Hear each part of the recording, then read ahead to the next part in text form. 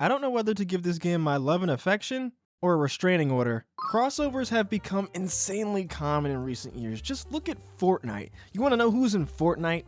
Batman, Spider-Man, Omni-Man, Goku, Naruto, Darth Vader, Indiana Jones, Chun-Li, Solid Snake, Rick Grimes, Aang, Peter Griffin, Eminem, The Weeknd, Mr. Beast. At this point, I'd honestly be more surprised to hear that someone isn't in Fortnite already. But there's three things that Fortnite hasn't crossed over with: Mario, Sonic, and the 2008 Beijing Summer Olympics. I probably don't have to tell you this, but Super Mario and Sonic the Hedgehog are two of the biggest mascots in video game history. They had a legendary rivalry that I've already talked about in another video, but long story short, they were the mascots of Nintendo and Sega, the big two game console companies of the early 1990s. Nintendo and Sega were mortal enemies. However, due to Sony entering into the ring and taking a lot of the home console market share, as well as Sega making some bad decisions, Sega ended up leaving the console market. Sega was really down bad, so much so that they eventually merged with a Japanese pachinko company called Sammy in 2004, becoming the Sega Sammy Group. Sega, in a likely desperate attempt to stay relevant in the gaming market,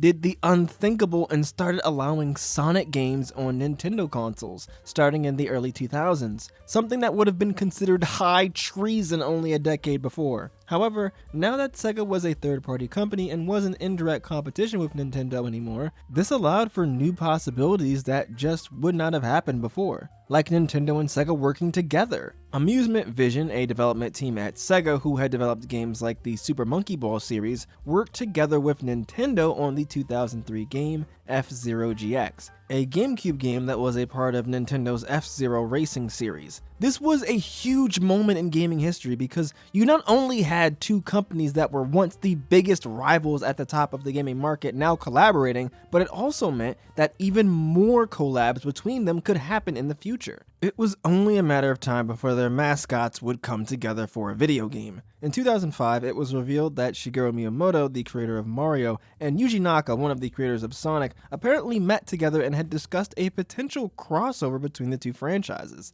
Nintendo and Sega talked about how to do a Mario and Sonic crossover, but one of the biggest questions was, how do you even do a Mario and Sonic crossover? I guess you could do a platformer. That makes the most sense, as that's the genre that both characters started with. However, I think the design philosophies of both franchises had become quite different at that point. Mario's 3D platformers at that time were much more open-ended, while Sonic's 3D platformers were more linear roller coasters. Despite Sonic being inspired by Mario and both franchises being platformers, they felt too different. I guess they could have done something in 2D. It might have been easier to blend the two styles that way. A 2D Mario and Sonic game would have worked if it were like a handheld title, but you can't just make a Mario and Sonic crossover a low-budget game on the DS. Another thing to think about is, who would develop the game? A collaboration as big as this couldn't be passed off to the B team. Something like this would have warranted the best of the best, like Nintendo Entertainment Analysis and Development, the division of Nintendo who had developed Mario 64 and Sunshine,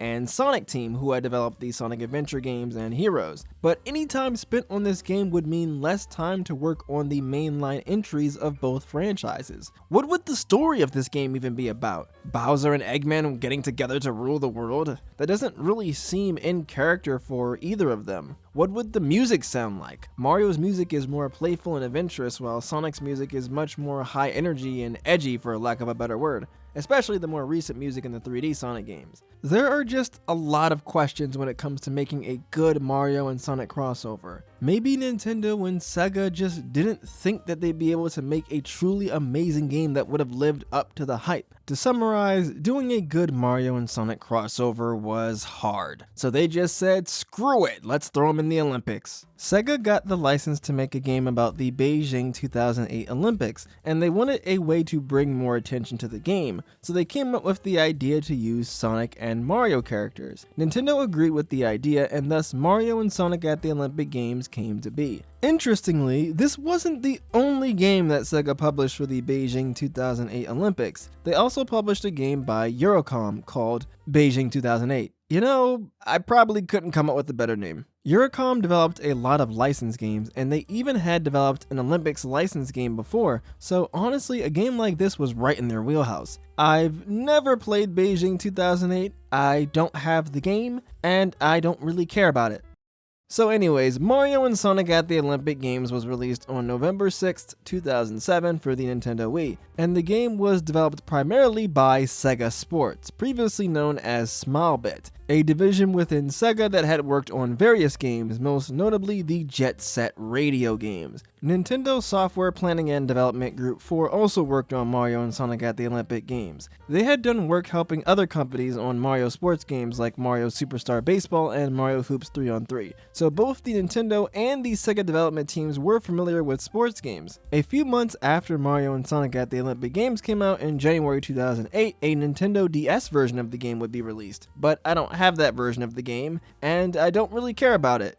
So now that that's out of the way, let's hop into this game. The best way to describe this game is a party game where you play as various Mario and Sonic characters in real-life events from the 2008 Summer Olympics held in Beijing, China. The roster of characters includes various popular characters from the Mario series, like Mario, Luigi, Peach, and Bowser, and various characters from the Sonic series, like Sonic, Dr. Eggman, Shadow, and Amy. Unfortunately, Silver, Espio, and Cream didn't make the cut, but overall I feel like both rosters are fairly solid. The characters are divided into 4 different types. Power types, who are really strong, speed types, who are really fast, skill types, who I honestly don't know how to describe. I'm not really sure what skill even does in this game. If someone knows, please tell me in the comments. And then finally there are the all-around types, who can do a little bit of everything. Oh, I forgot there's one other character I didn't mention. Me! You can play as your Miis in this game, meaning you can put yourself in the Olympics right alongside Mario and friends in the various different modes. There are a few different modes of play. Single match, where you can just pick any of the events and play. Circuit, which is a series of events all in a row, with the winner being the one that has the most points at the end of the series. One interesting mechanic is that one time only in the series, you can actually make a bet that you'll be in the top 3 of a particular event. And if you do end up in the top 3, you'll earn double points for that round. However, if you don't make it into the top 3, you won't get any points at all. An interesting little risk versus reward mechanic to spice things up. You'll need to get first place in the circuits to unlock new events for single match play and to unlock new circuits. Mission mode is a bit interesting. You play one of the events but with a specific objective in mind, like coming in a certain place in a race,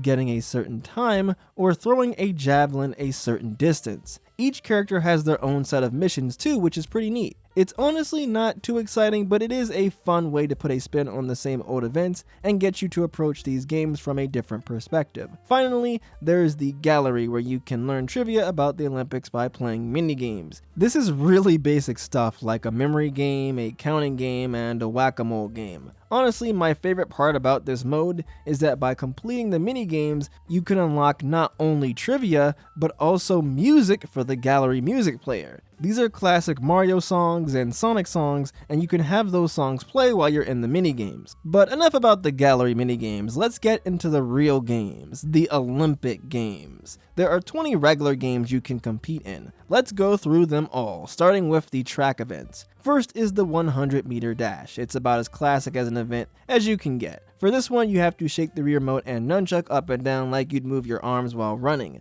I used to love this event as a kid. Now, it just makes me want to run out of breath. The 400-meter is basically just a longer version of the 100-meter. You have to worry about your stamina in this one. If you run really fast for too long, your character will run out of breath. This forces you to have to pace yourself. The 4x100 meter relay is the 100 meter, but you play as 4 different characters who each have to run 100 meters one after the other. The 110 meter hurdles is another simple running event, but you have to press B at the right time to jump over and avoid these hurdles to keep up your speed. The 400 meter hurdles is the same as the 400 meter, but this time you gotta deal with the hurdles too. Next are the field events. First is the long jump. You run and then lift the Wii Remote at the right time to jump. You can't lift the Wii Remote too hard or too soft, because if you do, you'll get a poor jump. I'm not a fan of events like these because the Wii Remote just isn't precise enough to accurately read my movements. Sometimes it doesn't register my moves at all and I get a foul, but I'm scared to put too much effort into it because sometimes it seems like even putting just a little bit of strength will also cause me to get a bad jump. The triple jump is just like the long jump, but you do 3 jumps in a row. First one with the rear remote, the second one with the nunchuck, and then finally with the Wiimote again. The hammer throw is pretty cool. You just swing the rear remote over and over again in a circle and press B to throw it as far as possible. The javelin throw is where you run, and then once you've built up enough speed, you swing down the Wiimote to throw the javelin. Like the long jump event, you can't swing the Wii remote too hard or you'll get a bad throw. The high jump is where you run and then lift the Wiimote up to jump. Then you lift up the nunchuck to adjust your character's body at the last second to make sure you make it over the bar. The pole vault is like the high jump, but instead of just running and jumping, you stick a pole into the ground to catapult yourself over the bar. Then you shake the Wii remote and nunchuck up and down for a boost before adjusting your body at the end. Next are the gymnastic events. First is the trampoline. This is one of my personal favorite events. It's pretty simple. You time swinging your Wii remote up to bounce really high. Then you have to do a series of inputs to do a routine. Next is the vault, which is similar to the trampoline where you jump up and do a routine, but this time you only do tricks by moving the Wiimote and nunchuck in different ways. Next are the shooting events, and there's only one. Skeet. Please keep your laughs to yourself. Skeet is simple. You just shoot these clay discs that are sent into the air. Before each round, you play this little mini game where you have to time your button press on this heart monitor thing. The better your timing, the bigger your shooting reticle will be for the actual game, making hitting your targets easier. Next are the rowing events. Again, there's only one. Single sculls, where you pull the Wiimote and nunchuck back while hitting the on-screen button combinations to row your boat. Next are the archery events. Again, there's only one, which is literally just called archery. You have to line up the Wiimote and nunchuck to fire your arrow at a target. This is probably my least favorite event in the game. Any event that requires precision with the motion controls, just ugh. Plus, there's also wind, which can alter the trajectory of your arrow too. Man, it's a nightmare. Next are the aquatic events. First is the 100-meter freestyle. Characters have different styles of swimming, like the breaststroke and the butterfly, and the different styles have different motion control movements that you have to do to swim. 2 characters actually have unique swimming styles that no other characters have. Vector has the crocodile paddle, and Sonic has the underwater running style, since, Sonic doesn't do too well with water. They even give him a little life jacket, which is so dorky and cute. After swimming for a while, your stamina will drain, eventually causing you to need to catch your breath. But if you hit the B button before your stamina reaches 0, you can refill it. Pressing the B button right before the stamina meter empties will fill up the meter by a larger amount and you'll get a speed boost. The 4x100 meter freestyle is like the 100 meter freestyle, but it's a relay with 4 characters. Next are the fencing events, and there's only one. Individual epee, where you face off in a one-on-one fencing match against another character. You can thrust to attack your enemy, you can parry your opponent's thrust to stun them, leaving them open to attack, or you can feint to counter your opponent's parry. You get a point for hitting your opponent, and the first one of 15 points wins. Finally, we have the table tennis events. Again, there's only one, which is just called singles. In singles, you play a one-on-one table tennis match. The first 1 to 11 points wins. Those are the 20 regular Olympic events. However, there are 4 special events known as dream events. Dream events are similar to the regular events, except they have twists added in, like items, stage hazards, and special moves. Dream Race is like the track events where you're in a foot race, but it's got a Mario Kart twist. There's item boxes with stuff like shells, starmen, and bombs. Not to mention, the stages have enemies and speed boosters. Dream Platform is an event not based on any of the regular events, where you skydive into the ocean while dodging obstacles and items sent by other players. By going through these rings and doing a series of button inputs, you can earn points. The person who has the most points at the end of the event wins. Dream Fencing is like regular fencing, but instead of trying to reach a certain point threshold, you have to deplete your opponent's health bar by attacking them. Each character has a special move that can do a lot of damage. Finally, Dream Table Tennis is like normal tennis, but instead of only getting 1 point when your opponent fails to return the ball, you get points based on the current rally. Hitting the ball back and forth between each other increases the rally, allowing for really big swings and points. The first person to 50 points wins. Like with Dream Fencing, characters have special moves that can prove challenging for your opponent to deal with. While the regular events are fine, the Dream events are the real highlights of this game. The Dream events are the only events that I feel captured the fun of the Mario and Sonic franchises. It really sucks that there weren't more of these. I guess now's a good time to give my overall thoughts on the gameplay. Honestly, a lot of these events feel samey. I don't really get anything out of the 100-meter dash that I don't get out of the 4x100-meter dash. Long jump and triple jump are just about the same thing, except one has you jump a few more times. They double dipped by making 3 of the dream events just alternate versions of existing events, and plus the dream event versions of stuff like table tennis and fencing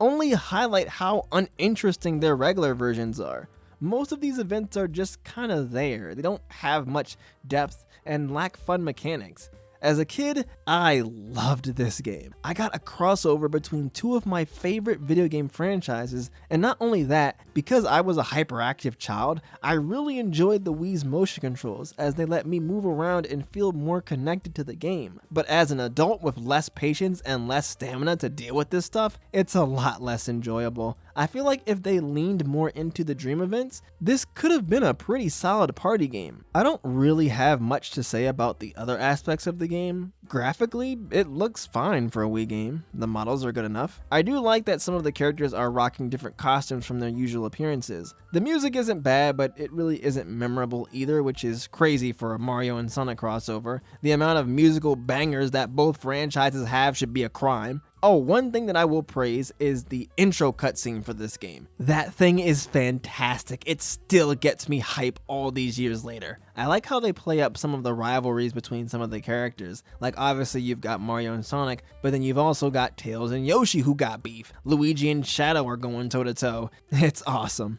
As the series went on, they stopped making these movie quality intro cutscenes and instead made cheaper looking ones with the in-game models. I guess I should mention that this series went on to be very successful, with 6 entries in 12 years from 2007 to 2019. The last game in the series was Mario and Sonic at the Tokyo 2020 Olympic Games, released back in 2019. There likely haven't been many games made in a while due to the 2020 pandemic. That caused the 2020 Olympics to get delayed to 2021, which probably just kind of messed everything up. There haven't been any other officially licensed Olympics games past 2020 either. I honestly haven't really bothered much with the later games aside from the second game in the series, Mario and Sonic at the Olympic Winter Games, released in October 2009. From what I remember, that game was quite a bit better than the first one, so maybe I'll look at that game in the future if you all want me to. But yeah, Mario and Sonic at the Olympic Games was a pretty lackluster first crossover for Jumpman and the Blue Blur, but hey, it still was a monumental moment in gaming history, and fortunately, better crossovers would come in the future.